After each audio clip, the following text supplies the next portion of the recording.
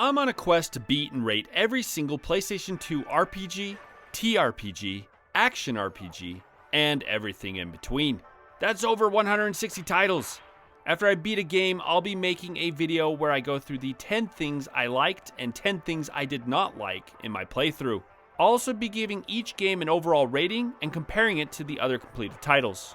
If you want to see my full playthrough, check out my second channel, Low Cloud Aim Gameplay. Now let's get started. Made in heaven. I have always wanted to play Stella Deus. It's one of those games you see and think, I bet that's good, and then never play it. So when it became my second PS2 RPG to beat for the channel and the first TRPG, I was ecstatic. I don't want to waste any more time, so let's jump into the 10 things I liked and 10 things I did not like about Stella Deus. Dislike number 10. 0 AP and there's still a move option. The fact that my first dislike is a little nitpick is probably a testament to the quality of this game. Stella Deus uses a currency system that determines all your actions. Whether it's movement, attacking, or item usage, everything uses action points, or AP. I'll talk about AP more later in the video, but one thing that constantly drove me crazy is once your AP reaches 0, your turn doesn't end. You have to end it yourself. That's not my nitpick. Once you no longer have enough AP to use a skill or attack, the option grays out and you're unable to select it. That's not my nitpick. In fact, it was very helpful. Here's the nitpick. When you've reached 0 AP, the move option is still available. I can't tell you how many times I selected it thinking I might be able to move one more space, only to find out that, nope, you can't. So why even let me choose? Like number 10, the Souls-like start and the difficulty curve. It's a cliche to say, hey, this game is the Dark Souls of text RPGs. And before you click off the video, it's not. But it does follow a philosophy that the Soulsborne titles made popular. You see, when you boot up the game, you are thrown into 2 easy battles to sharpen your teeth on and a small tutorial. After that, the map and all the options open up to you. Now, any normal player is going to go directly to the blinking dot, right? Well, if you do, you are greeted with a 2-part battle. The first is difficult, but not impossible. But the second, which comes without the option to save, pits you up against a devastating opponent, who happens to have the ability to inflict the status effect Fear, which keeps you from attacking. Most players will not beat him and will get their first game over here. Now to the philosophy. This is done on purpose. It's part of the tutorial. If you're a smart player, which I was not, you will investigate all the new options that have opened up to you before moving on with the story. If you do that, you'll notice that you can take on a few quests, one of which will give you a healer, and you will not have a story character healer till after chapter 1. You'll also notice that some of the quests come with advice. Most of that advice focused on the fear status effect and how to overcome it. Finally, you'll go to the catacombs where you'll level up your character a bit. If you do all this before heading to the red dot, you will be more than prepared for the upcoming battles. If you've played Dark Souls and had your ass handed to you by the Asylum Demon, you will instantly recognize this game design and will either love it or hate it. I personally loved it. This philosophy is carried out throughout the game, resulting in a near perfect difficulty curve. Dislike number 9, the story presentation. This is a bittersweet point. There are 2 ways the story of Stella Deus is presented.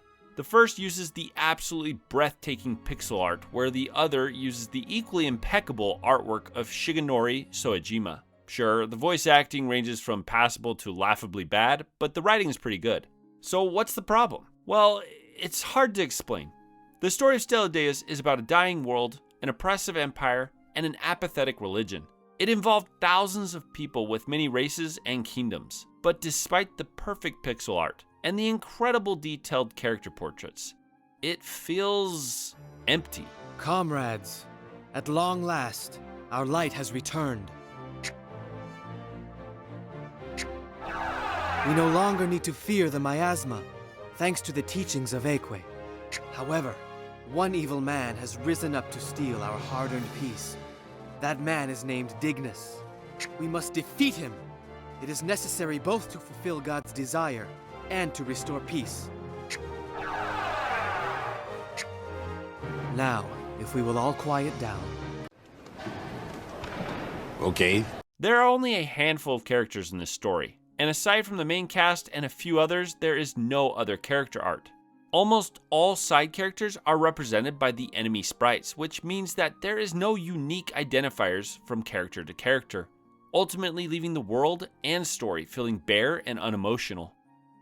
This is a shame because what is there is truly a marvel of video game art, but it's not enough to have the body of a sports car if you don't have the engine. Like number 9, the shop theme.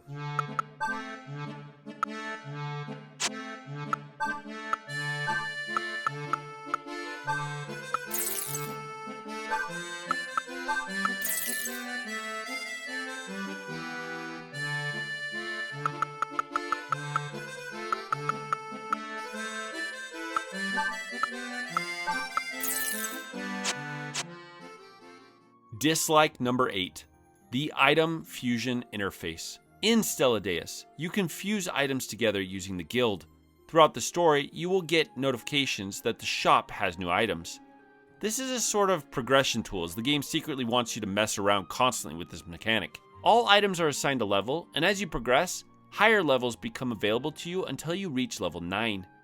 But if you're just using the items you can purchase in the store, you are only seeing about a quarter of the available items in the game.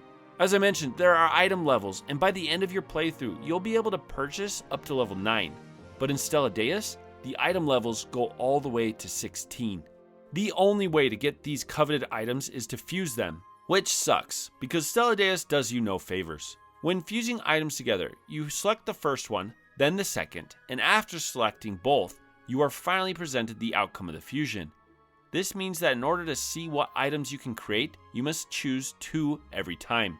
This might not seem like much, but when you realize that there are upwards of hundreds of thousands of outcomes, this becomes a practice in endurance. Another part of this that makes fusions exhausting is that it doesn't keep track of previous combinations you've successfully made in the past. This forces you into an old school style of video game playing where you need to jot down notes or use a guide. If you could choose an item and scroll through all of the possible outcomes, or even see a dictionary of accomplished fusions, this mechanic would be a lot more fun to engage with. Like number 8, Shigenori Soejima's artwork. And speaking of art, Shigenori Soejima, the artist behind the character design of the Persona series and Catherine, gave his immense talent to Stella Deus. I'm even going to go as far as to say that this may be his best work. Like I said in my previous point, character portraits are sparse, but what is here is absolutely top-notch. I think the villains are indicators of just how detailed and masterful this design is. Take a look at Lord Dignus. The more you stare at this character, the more detail you begin to notice. Cror's crazy face is majestic. I even love that all the women seem to be standing in the cold. In some weird way that I don't quite understand, it makes them seem more exotic and mature. I also love the details put into the clothing and fashion. The designs look like they belong in a cohesive world, and each is unique, never falling back on an established cliche. I think what ties it all together is the script that seems to be on everyone's clothing. The aesthetic choices, along with the monochromatic colors harkening to different hues of metal, make these designs sing. Well done, Soejima. Dislike number 7, the FMVs. This will be a quick one, but there are FMV cutscenes throughout the entire game. Compared to the sprite art, they look cheap and weird. I'm not sure if they were actually necessary for the story other than the ending FMV, but I would have rather have seen that in pixel art as well. Like number 7, zone skills. Now here's an idea I've never seen replicated. In Stella Deus, every character on the field has a zone. This varies in reach and shape. The zone is used to determine who can join in on a combo attack, but it is also utilized in another clever way. You see, you can assign a single zone skill to each character. These can be in the forms of buffs. For example, I assigned Spiro a zone skill that buffed the evasion rate of any ally standing in it.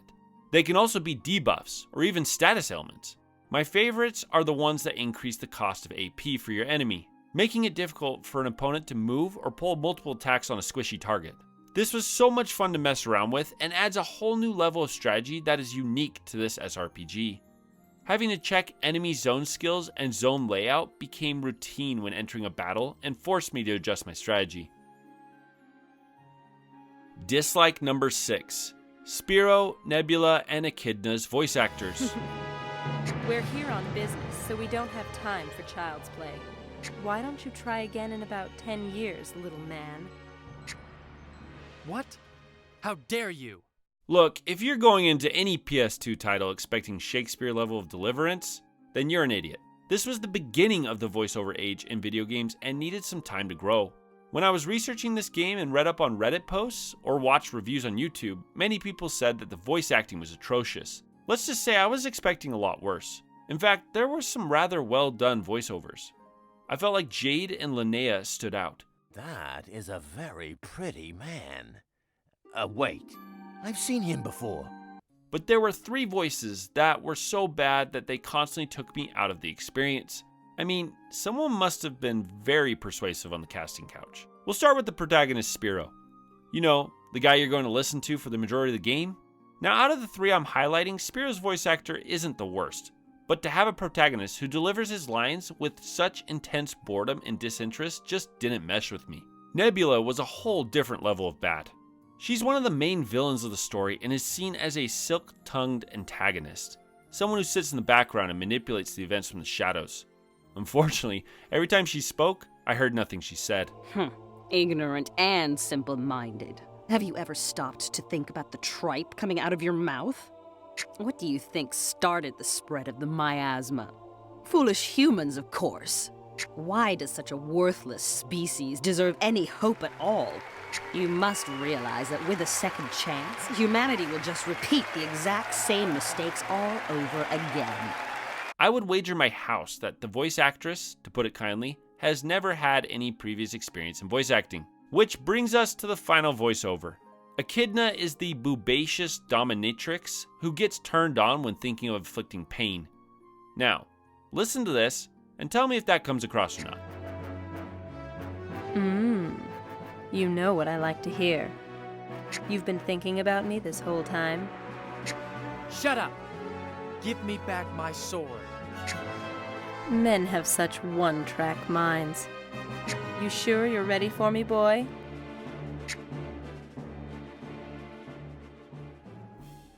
Like number 6, the Knox and Nebula reveal. Although the story of Stella Deus is rather bland, there was one story point and reveal that I rather enjoyed. Early on in the playthrough, I ran across some shadow dog guys called the Knox. As the story progressed, the High Priestess Lumena, who leads an apathetic religion that believes in passively waiting for the end of the world, is accompanied by a shadowy doppelganger named Nebula. Neither is explained immediately, but it's always in the back of your mind who are the Knox and who is Nebula. Learning more about the apathetic religion, you come to realize that the original doctrine of this church was not waiting for the end of the world. Something has shifted their beliefs long ago. Then comes a reveal. I will talk, Spiro. Huh? I will tell you everything I know. The Aquae consists of 2 factions. The Merides, who Mistress Lumena leads, and the Knox. The Knox? Who are the Knox? The existence of the Knox is known by only a few. There are records of them dating back to Old Fortuna. That long ago? What do they want? The Knox wish to eliminate everything contrary to God's purpose. Contrary to God's purpose? What would that be? Anyone that gets in his way. Yes, most likely. Anything contrary to God's purpose. Even if that thing is a person. A person? How can a person get in God's way? Well, from the Aquae's view, you're in the way, Spiro. How's that possible? The miasma has been eroding our world for quite a long time, Spiro. Do you think nobody's tried to save Solemn? You can't be the first person to preach hope. I guess you're right. There must have been a great number of people just like you. But remember, the idea of saving the world directly contradicts Aquae's belief in a peaceful end. The existence of such ideas is a blemish on God's will. That's crazy. Yet we know none of these people's names. Perhaps this is a result of the Knox's agenda. So the Knox have been killing people who try to revive the world.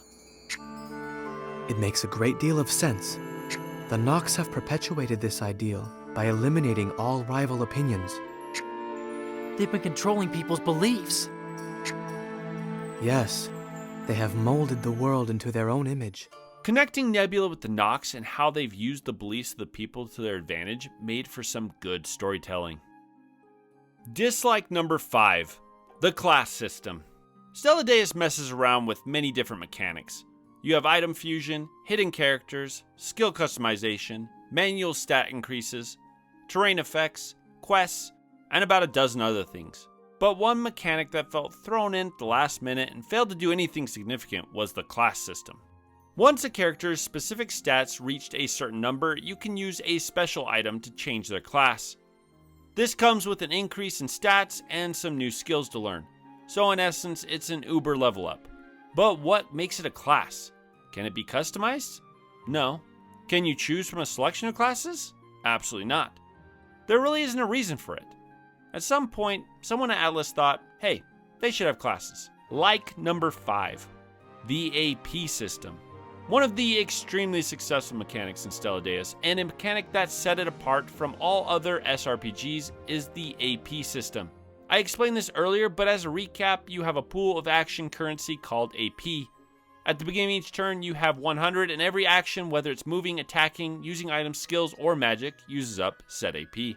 Why this is so cool is it completely changes how you approach movement and attacks in Stella Deus. For example, if you can bait an enemy close, then you can use your AP to attack them multiple times instead of moving. One of my favorite aspects of the AP system is stalling your turn.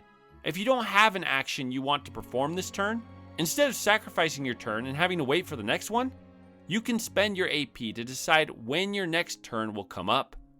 This works beautifully for comboing enemies. Let's say Spiro is in position, but Linnea isn't. Since a combo's strength is based off of the initiator's stats, and Spiro has the highest strength stat, you would want him to take his turn after Linnea's. Well, with the AP system, you simply sacrifice some AP to move his turn behind Linnea's turn, setting it up for the perfect combo. I prefer this over the standard one move, one attack method of other SRPGs. Dislike number 4, the Chapter 4 final battle. I'm going to get to Chapter 4 in a moment because I have some choice words for this section of the game. But something specific that I hated enough to make it its own point was the final battle of Chapter 4. This pretty much combines all the irritating parts of Stella Deus into one level. You have obnoxious geography that unintentionally hides enemies. You have the final boss placed on a pedestal high up, one that she needs to step off of for any of your melee characters to attack. Oh, and did I mention she has a screen-wide AoE attack that chips away your life? If that wasn't bad enough, some zone skills inflict random status ailments you probably weren't ready for, and every other enemy is a healer. At one point, I had to simply wait for my long-range allies to kill this guy just to jump over to the other side. No strategy beyond grinding your characters to the point that they are tanky enough to handle the onslaught worked. Unfortunately, this just capped off the worst part of the game. Like number 4, the tournament quest. During your playthrough, you'll interact with the barely functional quest system, which has you mindlessly fetching and fighting random groups in different locations. Midway through the game, I was pretty much on autodrive with these quests. That is until I came across a quest asking me to participate in a tournament. Upon reaching the location, and to my utter surprise, I found out it wasn't going to be a traditional battle like everything that came before it. This tournament has you choosing a single character to participate in 10 back-to-back battles, each getting harder until you beat the final enemy and gain a prize. This made me pause. My initial reaction was to use Spiro, but I quickly realized that this would be a problem. Since most of his close-range attacks usually trade blow for blow, and with no in-between time to reset my HP, no healers, and limited healing items, I decided to use Linnea, since her long-range attacks would keep her relatively safe. The first few battles were fairly simple, and I managed to get by without any damage. But as the battles continued, the enemies grew stronger and more capable. until they finally started out-leveling me by an alarming amount. I needed a different strategy if I was going to survive. I had noticed earlier in the game that sometimes the enemy AI would wig out if the direct path to your character was blocked. So I tried it out, and voila! The enemy got stuck in a corner, allowing me to pick them off one by one. When I got to the final battle, I thought as long as my range is greater than theirs, I'll win. It wasn't. The mage promptly took me out with a multi-area magic attack I failed to gauge the range on. But still, this was truly an epic quest that fully engaged me. It also had the side benefit of leveling. Linnea grew more than 10 levels. This gave me an idea. I noticed that if one of my own characters attacked another, that they would still get experience. The higher the level of the enemy, or in this case the ally, the more experience you get. So yeah, we all stood there in a circle attacking Linnea and leveling up. Dislike 3. The entire quest mechanic. Yeah, so that was the single example of a quest I enjoyed. But believe me, the quest system was at best a necessary annoyance, and at worst, a complete waste of time. First of all, when choosing a quest, you are given vague details as to the location and who or what you will be fighting. There is no level recommendations. This led me to situations like this, where I showed up without saving beforehand, only to find myself surrounded by enemies 10 levels higher than me with no terrain advantage. I reset and ate the loss. Here's another example. There is a quest where you are asked to investigate some dogs in a town. After beating a few of them, the game says that new enemies have appeared and asks if I want to continue. Well, I can't see the enemies as I'm locked into answering the question and can't send my cursor around to check their levels. But how bad could it be? Very bad. There were too many examples of this. I dreaded having to do the quests, but the big problem is that exactly 5.3% of the time, the rewards are required for your playthrough. Two examples are the healer you gain at the beginning of the game, which will be your only healer for the first 5 to 6 hours, and gaining the ability to buy wolf masks, which helped me break the late game. Aside from that though, most were a complete waste of time. Like number 3, the merchant glitch and Yggdrasil sap. So after slogging my way through chapter 4 and upon reaching chapter 5, I ran across a fusion combination that I almost couldn't believe was real. If you fuse 2 wolf masks to make a Flameberg, then combine a Flameberg and Lumberjack cap, you get the Yggdrasil sap. What does that do? It gives you 50 skill points, or SP. What does SP do? It lets you learn new skills, but more importantly, you can spend 50 SP to increase any stat by 1. So the question was, how do I make enough money to buy the supplies I needed? Well, I did some digging and found out that in Chapter 5, you can accept the Merchant quest, and if you show up to the required position with just under 60,000 gold, the game will glitch out and you will receive a nearly infinite amount of money. After accomplishing this, I jumped over to the store, bought everything I needed, did about an hour and a half of fusions while listening to a podcast, and boom! Suddenly my Spiro, Linnea, and Tia had god tier stats in speed, evasion, power, and defense. What a reward for slogging through one of the worst sections of this game. Dislike number 2, Chapter 4 and the 4 Spirits plot. And speaking of the worst section of this game, let me paint a picture of how I envisioned this working out. The developers created a tight, slightly short politically charged narrative about a struggle between a tyrannical empire and an apathetic religion. The main cast, caught between the two, must make their own choices as to where their loyalties lie. They present this to the head honchos at Atlas, and they say, I gotta have more cowbell. I can literally show you the exact moment my interest in the narrative of Stella Deus took a nosedive. It isn't that simple. Great. We can't open the gate just by going to Lacuna. The inscription also said I would need the power of the 4 great spirits.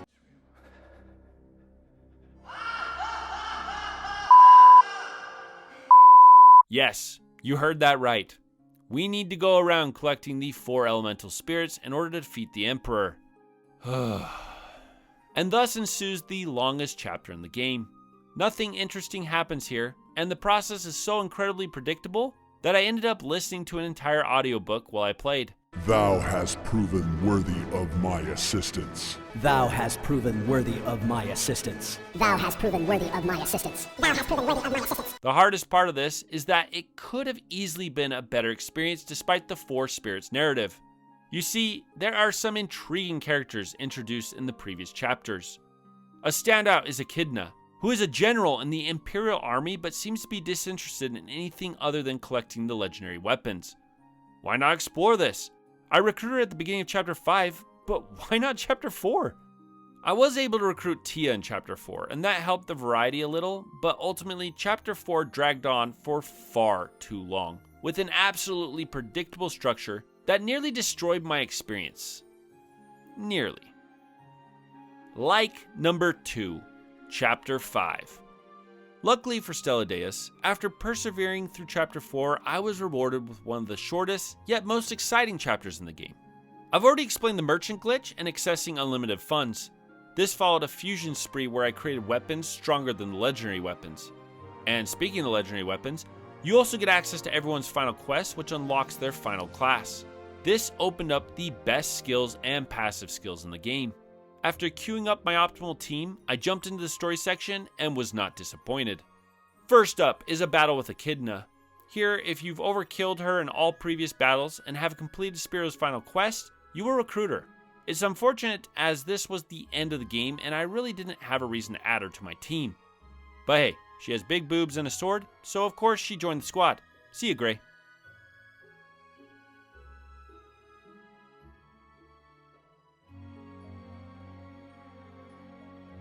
After that, you reach the final battle with Visor. Due to poor character development and storytelling, this confrontation between Spiro and his mentor had zero emotion. The problem is that the game constantly tells us Spiro and Visor have a close relationship, but never shows us that they do. Despite this, his battle is pretty epic. Visor has the largest zone of any character in the game and thus can combo from an insane distance. This made me take a cautionary tactic where every enemy was treated as a possible nuclear bomb.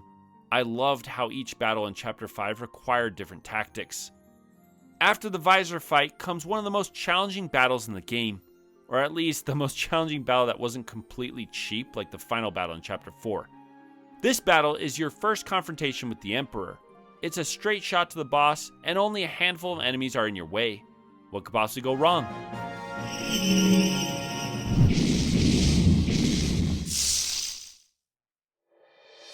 You're strong. What a joke. Yeah, this guy is an absolute beast, and to beat him, I had to make smart choices. First of all, he has an incredibly high counterattack rate, so my close-range fighters couldn't be my main damage dealers. But if I kept my distance, his long-range attacks would completely wipe my team while also casting stone on my characters. The strategy I landed on was to keep my healers out of range, constantly healing Linnea while I threw my other characters into the fray to bait out his attacks. I just barely pulled out a win, which was so satisfying. The final two battles are more or less victory laps. You fight Nebula again and she's a pushover. The final battle is against God, what a shocker.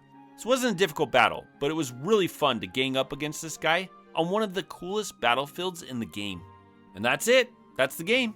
It's a shame that only a handful of battles required this much strategy, but at least Stella Deus nailed the landing. Dislike number 1. Recruiting special members. Most battles have a limit of 6 members you can choose. You have some options when building out your team. If you did most of the side quests early on, you would have recruited most of the standard enemies as usable members. The problem here is that they are so disgustingly outclassed by the story characters that they become an afterthought. As for the story characters, you are guaranteed 8.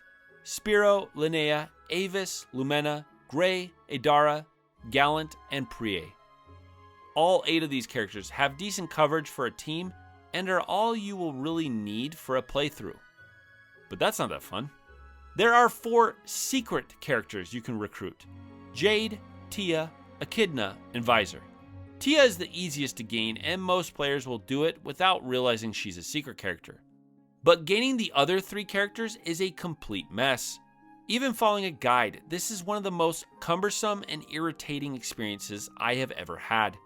So bad that I opted out of recruiting Jade and Visor just to improve my playthrough. The most important mechanic for recruiting the secret characters is the overkill mechanic. To overkill an enemy, you must get them to just over 25% of their health, then get their HP to 0 in one blow. This can only be accomplished by insane overleveling or combo attacks. Math and a lot of RNG is required to successfully overkill an enemy. Every secret character aside from Tia requires you to overkill them in every battle. Visor requires you to overkill every boss throughout the entire game, and if you miss even one, you will not recruit him. But look, Lane, that doesn't sound that bad, just get good. But what if I told you that the win conditions for levels is never visible, and some of them end without you even attacking the final boss? Yeah, each level has specific win conditions, and it never tells you what they are. So if you want to recruit Jade, you need to make sure that you don't kill too many enemies before you get to him, or else the level will end. I can't explain accurately just how stupid this entire mechanic is, but I'll sum it up here. If you want to recruit any of the secret characters, you need to follow a step-by-step guide that requires you to do very specific actions at very specific times without any flags of any kind. And if you miss even one, you will not recruit said character. After I missed out on Visor, my goal was to just get Echidna because, you know. But then comes the final kick in the nuts. Jade and Tia can be recruited in Chapter 4, which is already past the halfway point. But Echidna and Visor? Yeah, they aren't available until you are well into the endgame. So why even have them? There isn't even a New Game Plus, so you are just working your ass off to use Echidna for 4 battles and Visor for 3. My disappointment is immeasurable, and my day is ruined. Like number 1, the sprite art. How is Stella Deus not held up as the pinnacle of sprite art?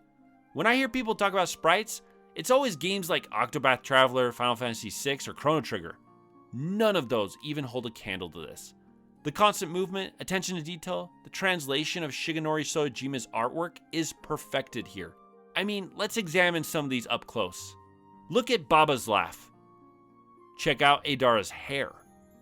Gray's spear animations. Echidna's breast physics as she swings her sword.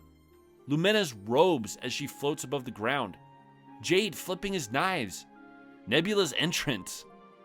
Stella Deus is a masterclass in sprite art, and this to me is the single best part of this game. I wish more sprite-based games looked like this. And there you have it. This is the second game I've completed in this monstrous goal, and despite some flaws, I think I really enjoyed it. I don't know if I'd ever play it again though, which is an important part in my analysis. Ultimately, I would place it above Grandia 3 as it was more polished and well thought out with an ending that paid off some of the grind.